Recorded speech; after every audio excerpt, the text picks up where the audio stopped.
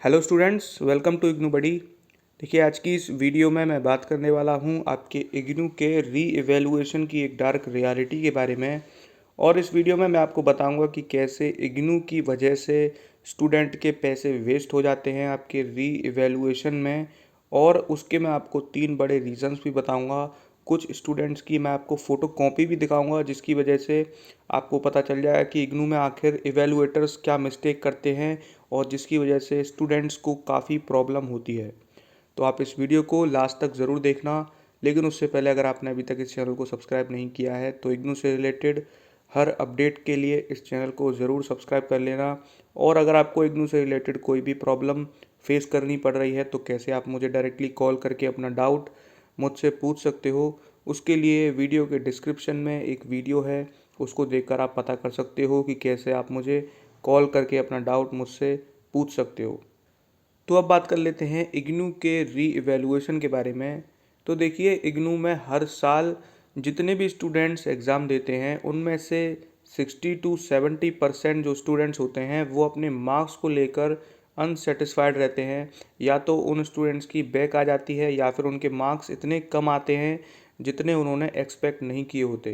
तो इसीलिए काफ़ी सारे स्टूडेंट्स री इवैल्यूएशन के लिए अप्लाई करते हैं इग्नू में। और उसके बाद उनके 10 से 20 मार्क्स नॉर्मली इंक्रीज़ हो जाते हैं। और ये जितने भी जो मार्क्स इंक्रीज़ होते हैं या फिर उनके मार्क्स जो कम आए होते हैं जिन स्टूडेंट्स के, ये सभी स्टूडेंट्स की प्रॉब्लम की वजह से नहीं आए होते, स्टूडेंट्स की मिस्टेक की वजह से नहीं। ये इवैल्यूएटर की खुद की मिस्टेक की वजह से मार्क्स कम आते हैं, जिसकी वजह से आपको रीवैल्यूएशन के लिए अप्लाई करना पड़ता है और फिर उसके बाद आपके मार्क्स इंक्रीज़ होते हैं। तो पहले तो मैं आपको 4 बड़े रीज़न बता देता हूँ कि जो आपके जो मार्क्स होते हैं वो एक्चुअली में कम आते क्यों हैं इग्नू में। तो जो पहला रीज़न है वो ये है कि आपके जितने भी मार्क्स आए हैं, इग्नू के जो इवैल्यूएटर्स होते हैं वो अगर आपके मार्क्स को कैलकुलेट करने में मिस्टेक कर देते हैं। तो जैसा कि आप यहाँ पर देख सकते हो, जब आपके मार्क्स को प्लस किया जाता है सारी कॉपी चेक करने के बाद, तो जो आपके मार्क्स को प्लस करके लिखा जाता है तो उस में भी आपके जो इवैल्यूएटर हैं वो प्रॉब्लम कर सकते हैं, उसमें मिस्टेक हो सकती है और जिसकी वजह से आपके मार्क्स कम आते हैं। फिर आप जब रीवैल्यूएशन के लिए अप्लाई करते हो तो उसमें आपके मार्क्स ड्रेस्टिकली इंक्रीज़ हो जाते हैं। तो ये भी इग्नू की एक बहुत बड़ी प्रॉब्लम है जिसकी वजह से आपके मार्क्स कम हो जाते हैं और फिर आपको रीवैल्यूएशन के लिए अप्लाई करना पड़ता है। तो ये एक रीज़न था। और दूसरा रीज़न है, इग्नू में जो आपकी कॉपीज़ होती हैं वो काफ़ी हार्ड चेक की जाती हैं। और इतनी हार्ड कॉपी चेक किसी भी, मुझे लगता है शायद किसी और यूनिवर्सिटी में नहीं होती होंगी। इधर आपकी कॉपीज़ को इतना हार्ड चेक किया जाता है, जो भी स्टूडेंट्स अगर 80 मार्क्स लाता था अपने पिछले कॉलेज में तो इग्नू में वो केवल 50 to 60% मार्क्स ही ला पाता है। तो ये भी एक बहुत बड़ा रीज़न है जिसकी वजह से आपके मार्क्स कम होते हैं। और जो तीसरा बड़ा रीज़न है वो है आपका, अगर आपकी कॉपी में अगर आपने आंसर लिखा है और इवैल्यूएटर ने वो मार्क जो आंसर है उसको मार्क ही नहीं किया, यानी कि चेक ही नहीं किया, तो ये भी एक बहुत बड़ी प्रॉब्लम है इग्नू में।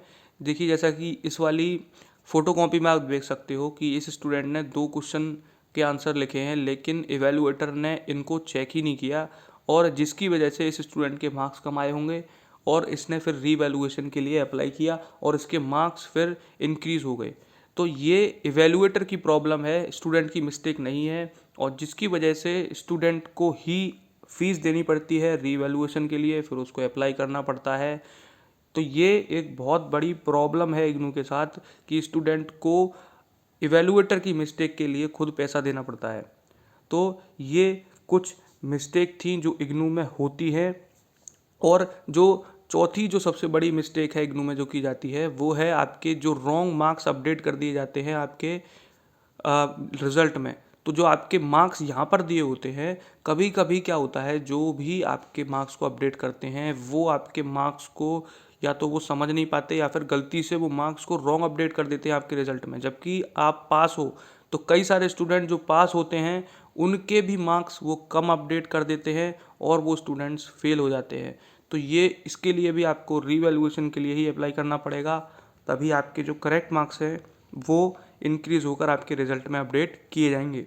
तो ये कुछ ऐसी 4 बड़ी मिस्टेक हैं जो इग्नू के इवैल्यूएटर की तरफ से की जाती हैं, इग्नू की तरफ से की जाती हैं, जिसकी वजह से स्टूडेंट को अपने पैसे देने पड़ते हैं अपनी रीवैल्यूएशन के लिए और मार्क्स को इंक्रीज़ कराने के लिए, जबकि उसकी कोई गलती नहीं होती इसमें। और स्टूडेंट ने तो अपना आंसर लिखा लेकिन उन्होंने चेक नहीं किया या मार्क्स गलत कैलकुलेट किए। तो इस तरह की मिस्टेक को इग्नू को समझना चाहिए, और स्टूडेंट भी काफ़ी ज़्यादा प्रॉब्लम के साथ जो इग्नू में पढ़ते हैं उनको काफ़ी फाइनेंशियली बर्डन पड़ता है, तो इसी वजह से उन्होंने इग्नू में एडमिशन लिया होता है। तो स्टूडेंट्स को भी काफ़ी प्रॉब्लम होती है इसकी वजह से। तो इग्नू को भी ये चीज़ें समझनी चाहिए और स्टूडेंट्स का या तो फीस उनको कम कर देनी चाहिए इसके लिए, या फिर उनको जो इवैल्यूएशन है वो सही से करना चाहिए। तो यही मेरे को आपको 4 बड़े रीज़न्स आपको बताने थे आज की वीडियो में, जिसकी वजह से आपको रीवैल्यूएशन में आपका काफ़ी पैसा वेस्ट हो जाता है।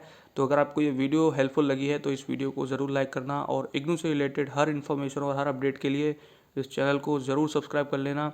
So thanks for watching this video. Thank you so much.